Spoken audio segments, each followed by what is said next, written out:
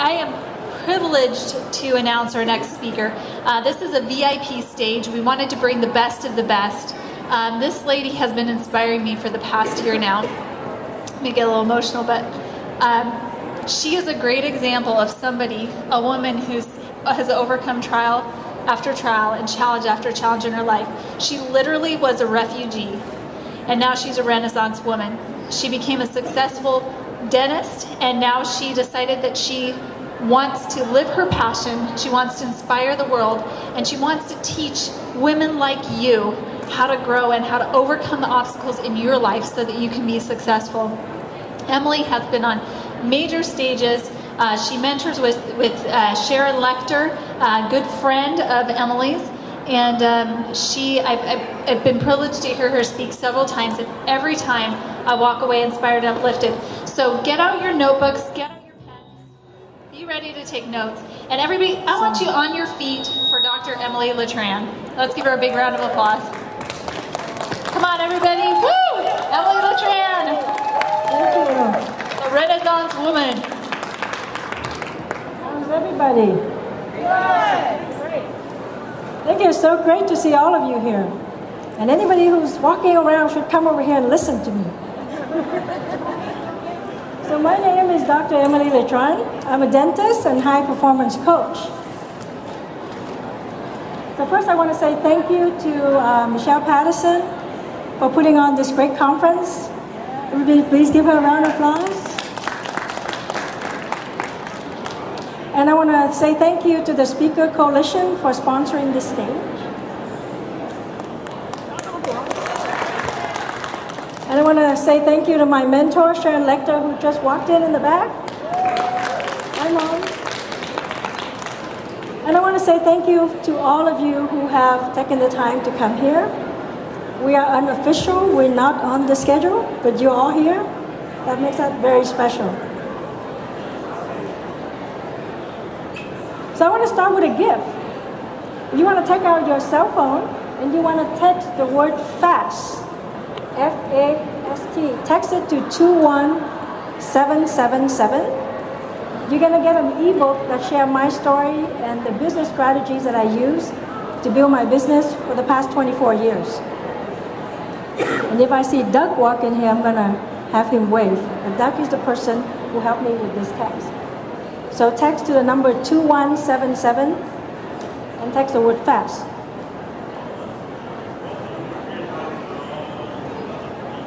So who is Emily Letran? Well, I was actually born in Vietnam back in the late 60s. Growing up, I was pretty sheltered. I have my mom, my dad, and an older brother, a younger brother, and a younger sister. So right there you can see me and my older brother when we were younger, one of the birthday. And the other picture is my mom and us kids. That's one of the young boy in the front, that's my cousin. So we always lived in an extended family back in Vietnam. But you know, growing up during the Vietnam War, every night, what I saw on TV were bombings. There were dead bodies. There were people fleeing villages.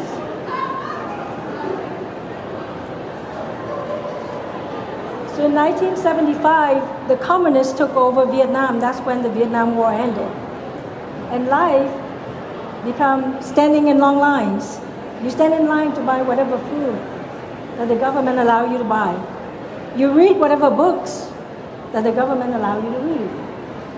And you even listen to music that the government allow you to listen to. Because the rest are censored.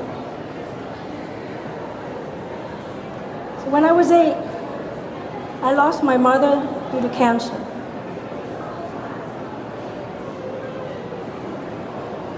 And a couple of years after that, Vietnam was going to go to war. We were going to go to war with China in the north and Cambodia in the west.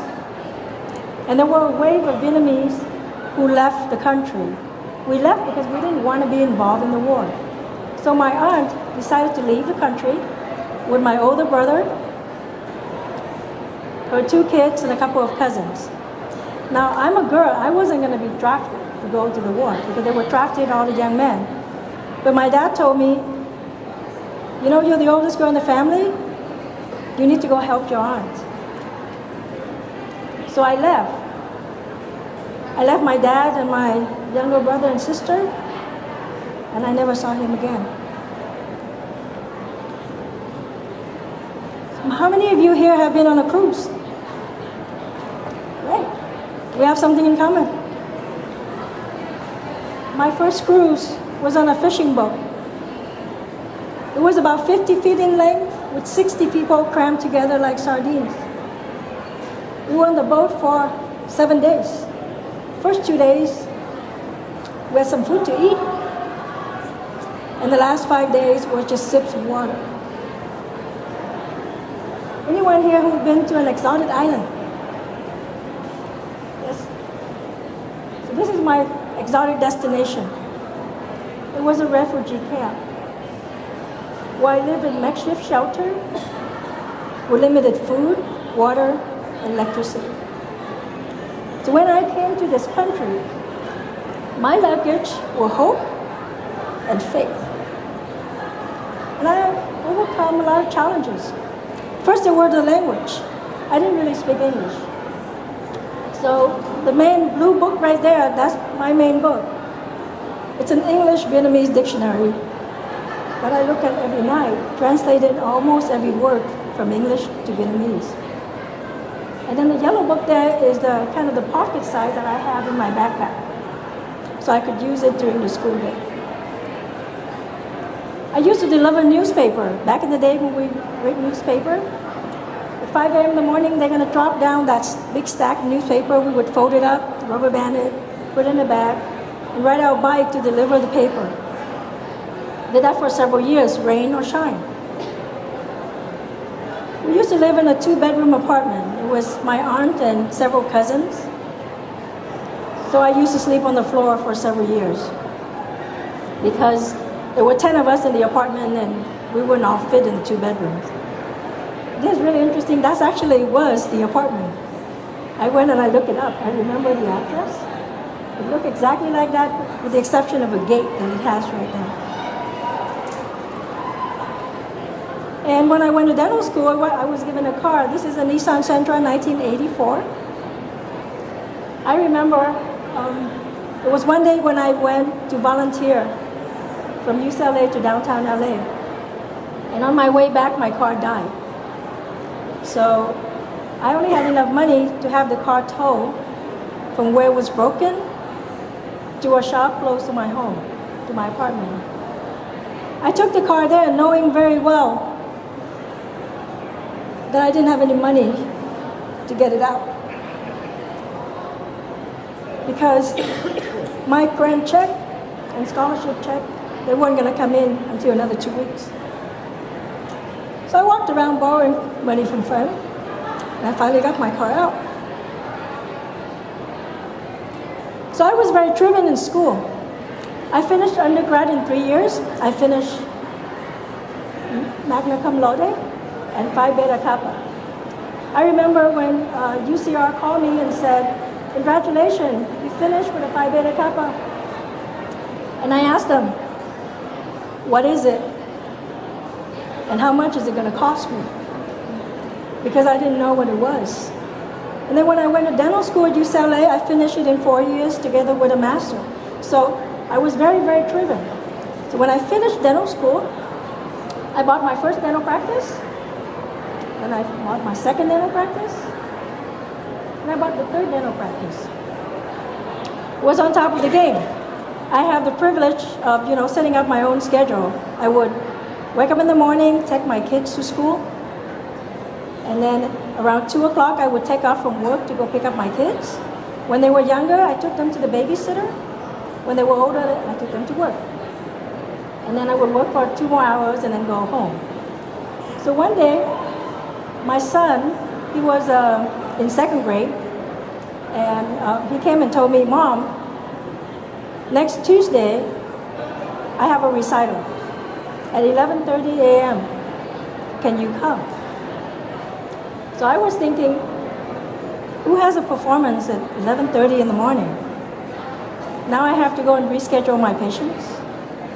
And I would have to leave work at 11 to be there at 11:30. Watch the program for half an hour. Then drive back to work for another hour, then drive back to pick up the kids. So I went to my daughter, she's 4 years older, and I said, Jennifer, I don't remember watching your recital in the middle of the morning. And she looked at me and she said, Mom, I did have a recital. You just weren't there. And that was like a slap in the face, because here I am trying to be on top of the game. I got all these practices, I'm doing well. I could set up my own schedule. And I miss a special performance in my daughter's life. And that's when I decided that I'm going to do everything I could. I'm going to invest the time, the money, the effort to learn everything I could to be able to maximize my potential, to be successful at work and still have the time to spend with my kids and my family. So I just told you my story. When I first came here, I didn't have a family support. I relied on a dictionary to understand what people were saying to me. I didn't have a lot of money, and I was juggling being a mom and being a dentist. So I have a question for you. What is your book story? Is it a stagnant business? Is it a difficult relationship? Is it a financial challenge? Are you at one of those points? Your reporter story, are you ready to change? Are you ready to do something different at your turning point? Because if you are, I could help you do that. I've been on that journey, being a refugee, coming here with a language barrier, having learned how to draw those correct boundaries between work, life, and passion, and living the American dream as a high-performance leader. So I want to share with you a little bit about high performance. Anybody want to learn? Well, high performance is the result of heightened and sustained level of clarity, energy, productivity, courage, and influence. When you have high performance, you're going to have full engagement, you're going to have joy and confidence. So what is clarity? Clarity is knowing who you are, what you're all about, what's important to you. It is knowing what you want and knowing how to get what you want. So I'd like for you to close your eyes for a moment and just think of 3 words that describe your ideal self. These are 3 words that when people talk about you, you want them to use these 3 words. Maybe these are 3 words that you strive to be. Everybody got 3 words? Yes? You have your 3 words, you can open your eyes. So what I'd like for you to do, after this presentation, take out your phone and put those 3 words in your phone as an alarm. And you have it set off randomly, maybe twice in the day. My 3 words go off at 10 a.m. and at 1 p.m. And when that phone rings and I come and look at the phone to turn it off, I'm going to be reminded of who I'm supposed to be. You can also write down your success markers. What are the words that have helped you be successful up to this point? And again, you can put it in the phone. So you're going to be reminded when you get into a challenge. And if you look at those 3 words, it reminds you of how you've been to come this far. And you can go on thinking about those 3 words and applying those 3 words. And I want you to ask yourself some questions. Do you know what you really want? And do you have a plan to get to what you really want? Whether it's in your personal life or in your business life. At the beginning of the day, ask yourself some framing questions. What can you be excited for today? what may be stressing you out today? And who can you surprise today? I want to tell you a story. 3 years ago, my daughter was applying to college, and she told me she wanted to go to a guided tour to look at UC San Diego. We live close to Pasadena, so that's going to be a 2.5 hours drive. So she wanted to do that on a Saturday. We signed up for a Saturday guided tour at 9 a.m. The Friday before, I had a dental conference in Atlanta. So I flew out to Atlanta on Thursday. Friday, I went to the conference. And when I was done, I headed to the airport, and it was pouring rain. Anybody here fly through Atlanta when it's pouring rain? What happened? There's a lot of lightning. So, of course, the plane was delayed. So I called my daughter and I said, Jennifer, I'm gonna be late. So I have a connection flight in Vegas. So if I make it home, we'll go to the 9 o'clock tour. If I don't make it home, I have to stay over. We'll just go to the regular tour. We're gonna miss the guided tour. So she said, okay, Mom. So I got to Vegas at 10 p.m. I had just missed my flight. So I thought about it. I could go and check into a hotel, sleep, and then the next morning, catch the flight home, go home, and then drive to San Diego. The other thing I could do is to rent a car and drive for 5 hours home. So what do you think I did? Of course I rented the car. And I drove for 5 hours, and I got home, and I took 1 hour of sleep. Then I woke up and took the 2.5 drives to UC San Diego. And after all that, she went to UC Irvine. So let's talk about energy real quick. How many people here know that you need to sleep more?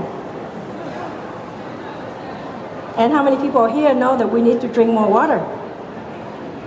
And how come we're not doing it? It's because common knowledge is not common practice. We know it, but we don't do it. So one way to make sure that you're sleeping enough is to make sure you go to bed earlier, right? To make sure you finish things. Give yourself a set amount of time and get done with it. Don't just drag it on. One way to make sure that you're gonna drink more water is maybe put an alarm on your phone every 50 minutes, have the alarm go off, remind you to drink water. Another way to increase your energy is to smile. So I just told you I'm a dentist, right? So if you walk into my office, you're gonna see some of these signs. All men are created equal. That is why women are in charge.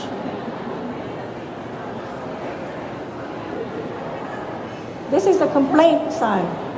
Push button to complain. Okay, it doesn't really work, but I have patients who do this.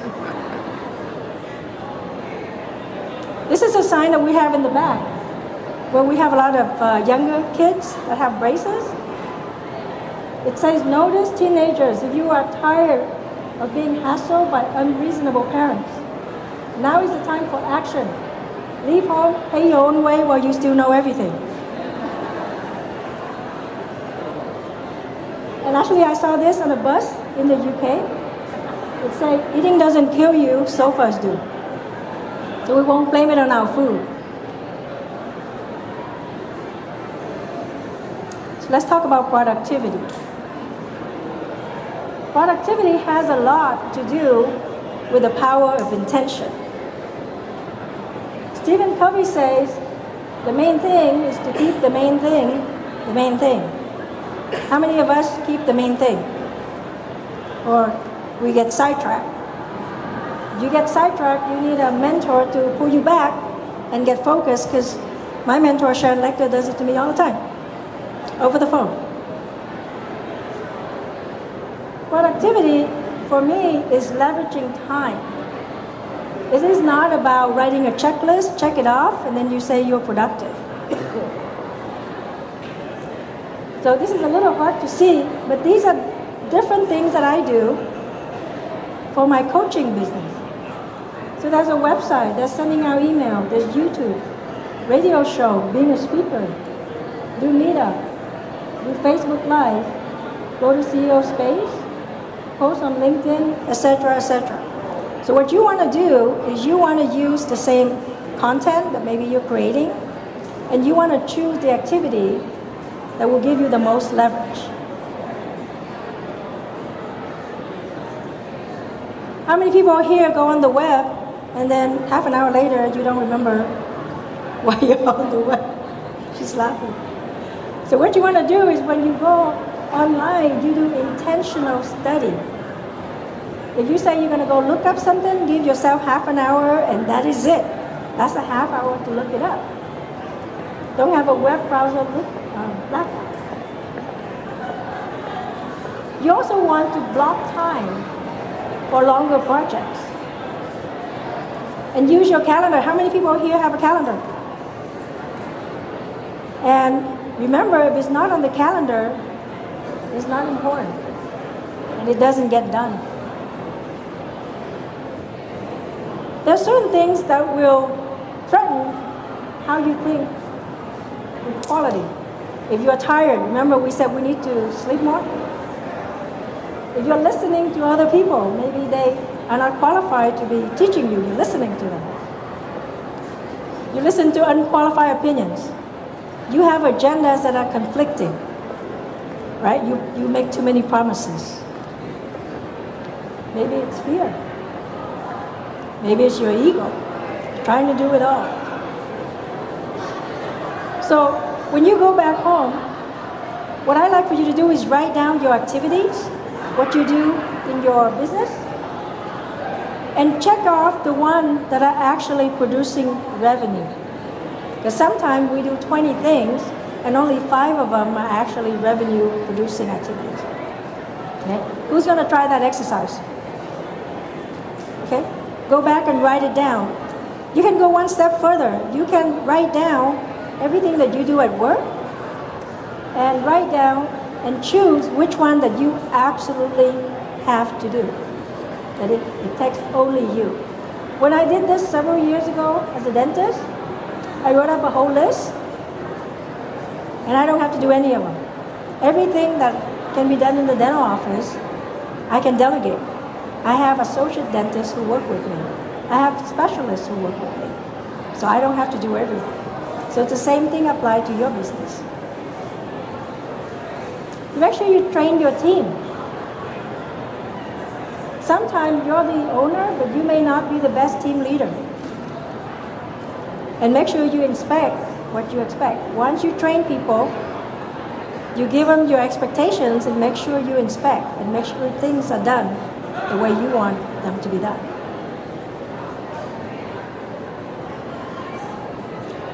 This is, I don't know if you can read this, but it basically is a little chart that tells you, what if you cut down 5 minutes every hour? So whatever the procedure may take, if I try to cut down 5 minutes every hour, that would be 40 minutes per day. It would be 200 minutes per week. It would be 9,600 minutes per year.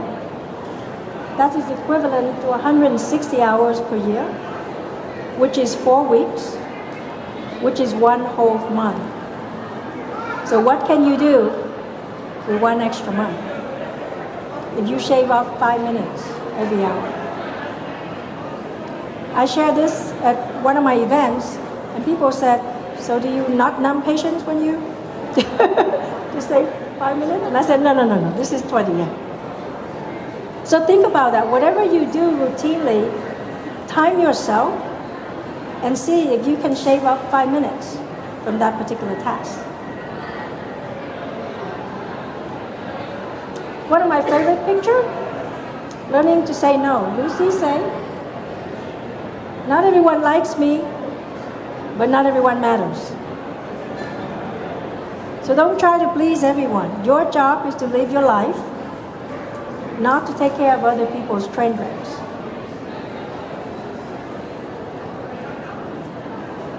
One way to learn how to delegate really fast is to have a mentor. A mentor is somebody who have already done what you're trying to do, who can help you do what you're trying to do. They've already done it, they already gained it, they already got to their status, and they're willing to hold your hand or kick your butt to get it done. So that's a quick way to learn how to delegate.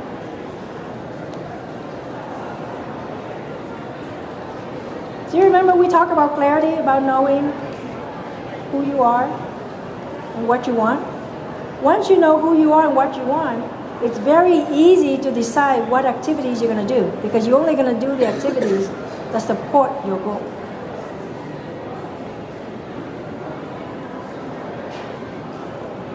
Anybody in here have a to-do list? A couple of people. Only a couple of people who have a to-do list? Okay. How about a not to-do list? Like picking up your friend from the airport. There's an Uber for that. Right? There's certain things that you don't have to do. How about a not now list? If you're trying to create revenue right now, and you also say you want to write a book, unless that book is going to create revenue right now, concentrate on the activities that will actually help you get to your goal right now. And then the book, or whatever that other project is, it goes on the not now list. But sometimes I have clients coming to me, and they want to do 5 things at once. And they also want to make more money now. So I would need to help them decide which one of the activities will help you make more money now. And then figure out which one go on the not now list. You want to work with an expert to increase your productivity. Because when you work with an expert, you can achieve your goal faster. You get expertise knowledge. You don't need a learning curve. You can overcome obstacles and you can eliminate a lot of stress.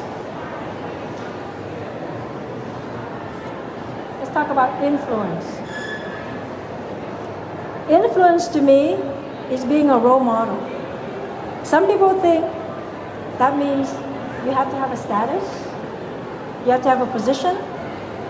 But I want to encourage you to think, how about with your kids?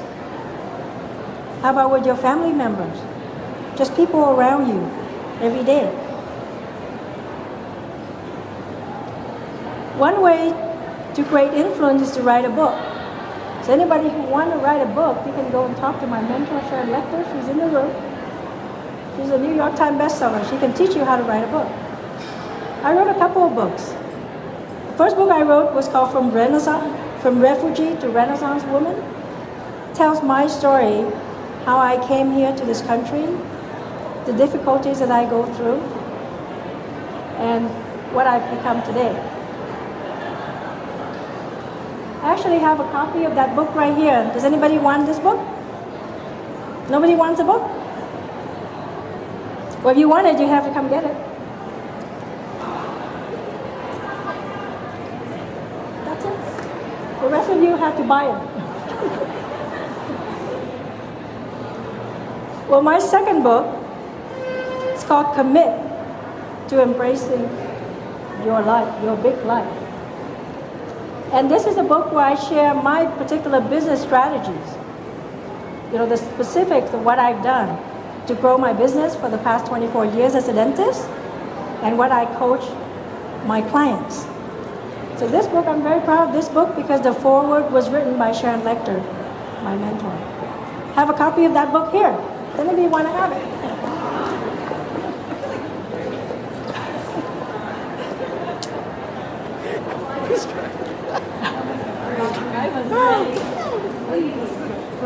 So whenever you write a book, you already position yourself as an expert. So if that's not part of your plan, put it on your plan. It's a not now thing, but put it on your plan. Also, try to be published by other people. So this is me on the Dental Town magazine, which is the largest dental publication for dentists internationally. So I was on there twice. The first time was for my story, coming here as a refugee, and then the second time was for my philanthropy work. So do something remarkable so people will want to put you on the magazine. This is me in the Global Woman magazine, which is a magazine in the UK. So when I went there to attend a conference, I made it a point where I connect with the founder and editor of the magazine. And then I invited her on my radio show. And then she featured me in her magazine. So the only way I could leverage that influence is if I'm already doing things, right? So that way I can use that to leverage and get myself onto more platforms. You want to show what you've done. This is a picture of my dental office, one of my dental office. In the front, I have my diploma. I have that one article that featured me in the dental magazine, and then I frame my books. It's in the waiting room. And then you walk down the hallway, there's a bunch of certificates. So patients walk in, they just think I'm smart. So show off when it matters, right? The other way to get influence is to sponsor and host events. So this is a picture of me and my kids, and my staff also went. We went to Costa Rica to a dental mission. So we participated in the event. The other picture is a movie theater full of my patients. So once a year, I rent out a movie theater, and I invited my patients to come. You can all sign up to be my patients at booth 513. So what do I do with the movie theater?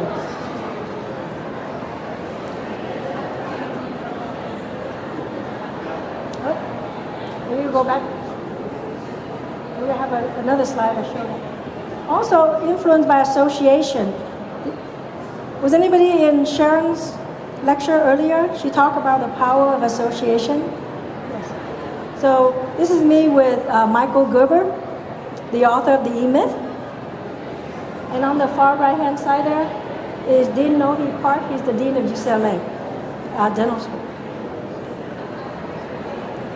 This is my favorite part, being an influencer by role model to my kids. So I take my children to CEO Space. They have a teen program. When we go there, there's a lot of networking. So here are the picture of the kids networking together. We network all the way into the evening. So the kids network all the way to the evening. So once you set up as a role model to your kids, they're going to grow up being an entrepreneur just like you. Or so you hope. You can influence patients or clients by showing appreciation. This is a picture of me giving away a big screen TV to my patient. We also give gifts. We send patients on a cruise in a referral contest. If you're doing these things for your patients, you'll be amazed that they come back for checkups and they listen to you, right? The same thing for your clients, whichever kind of clients you have. Showing appreciation on Valentine's Day. I have cupcakes and cookies here. People accuse me of job security. Those are the things I like. If there's leftover, I'm eating them. You can see two little patients there at the end of the day. So the next time when mom say go to the dentist, they'll be, yes, they go to the dentist. This is a grandpa who come into my office every year asking for donation for his grandkids' baseball team.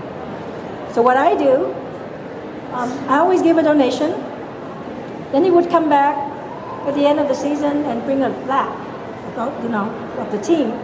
And what I do is I give him a hammer and a box of nails. And I told him he can put it on wherever he wants. So he's been putting it on right on that wall for the past several years. And his grandkid is not even my patient. So what you do is you show the appreciation and you serve your patient, whatever make your patient happy or your client happy, because for him, he's doing it for his grandkid, right? This is a newsletter that we send out to our patients. And when you send newsletter to your clients, don't be boring. Tell story. In my newsletter, I have a goldfish. He kind of died several times, but nobody knows. But the goldfish every month is going to tell the client story about me. The goldfish is going to brag about me. So the goldfish call me mom. Every month, the goldfish is telling story about mom and brag all the way. I'm not bragging, it's the goldfish bragging. So you make it interesting. Choose a pet that people identify with and have that pet talk about you. We also have a part where it says star of the office. We highlight certain staff member in the office. I show a list of new patients. People like to see their name. If you send out a newsletter to your clients, the new clients put their name on there. They like to see it. And then on that side, we have a column in the newsletter where we just share little things that's going on with our patient. I call it gossip, right? So if somebody come in and say, I'm about to retire, I'm going to have a retirement party, one of my staff will jot that down. Somebody's pregnant, they're going to jot that down. Somebody's getting divorced, no, and we put that on this column to just kind of make it fun. Also, the movie night, what we do, and this is something you can do for your client. You can do a movie night, or maybe you do a dinner, or some training. We invite clients to the movie theater. At the movie theater, we do something fun. This is throwing around a frisbee. And then we give out gifts. So when you do that, the clients will appreciate you. And the next time you ask for a referral, guess what they're going to do? They're going to give you a referral. When you want to influence your team, you have to understand your team. So one of the tools I use is the Kobe test. Anybody here know the Kobe test? Yes, a couple of people. So the Kobe test will tell you the mode of operation, what your staff, the tendency of how they're going to do things. Once you know that, you will figure them out. You try not to push the wrong button, and you leverage their strength. You can also influence your staff by doing fun things for them. This is a party that we have. We all dressed up like a Halloween party. You can also create influence by doing things for the community. This is me doing my free dentistry day once a month in my office. We do that for veterans and families of disadvantaged background once a month. So how do you implement things fast? You trust the expert and you invest in the experts helping you. So I mentioned a couple of times already, one of my mentors is Sharon Lecter. The other one is Brendan Bouchard. It's one of my coaches. Why would you want to be a high performance leader? You want to be a high performance leader so you can create impact. Like for me, it is to do the free dentistry day. You can create global impact. In this case, it was the dental mission that I mentioned earlier. My why, these are my why. There's my son on the upper right. That's him speaking at CEO Space in front of about 100 entrepreneurs. When he came to the forum, he's the one that doesn't speak. By the end of the forum, he yanked the mic from somebody else and talked about thanking his mom. In the middle is my youngest one. That's his graduation from middle school. And then that's my famous daughter. I took her to Brendan Bouchard event so he can learn just like his mom.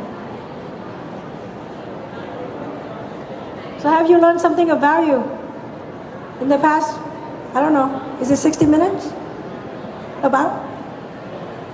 Any of these concepts are helpful to grow yourself and your business to a higher level. Are you willing to invest and commit to grow yourself? Anybody? Maybe? 2 people? So then you're invited to join me to learn about high performance. I have an online course. It's a 5 weeks online course on the strategies how to amplify your business and your life. And it is for $197. The bonus at this event is you can also get a ticket to come to my live event. It's going to be July 15th, 16th in Costa Mesa. It's a 2-day event. There are going to be multiple speakers. There are going to be panel speakers. There's going to be interviews, speakers from the UK, from Canada, from all over the United States. The value for that is $997. You're going to have a 1-hour coaching with me so we can talk about your challenges, what you're trying to overcome. The value of that is $500. And you can be invited as a guest on my radio show. So my radio show goes on every Fridays from 8 to 9 a.m. Total value for that is $1694. But I want to make it affordable for everyone. So for the conference, you can do all that for $97. Thank you.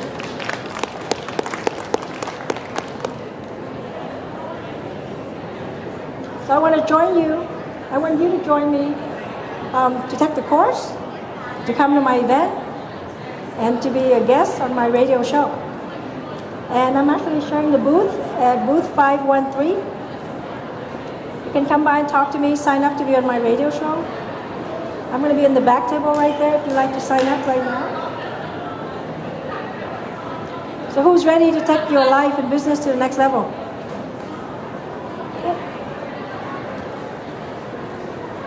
Well, thank you so much for giving me the attention, for coming and sitting here on this unofficial stage. And I wish you the very best in your life. Have a very fun Wednesday and Thursday. And may the floss be with you.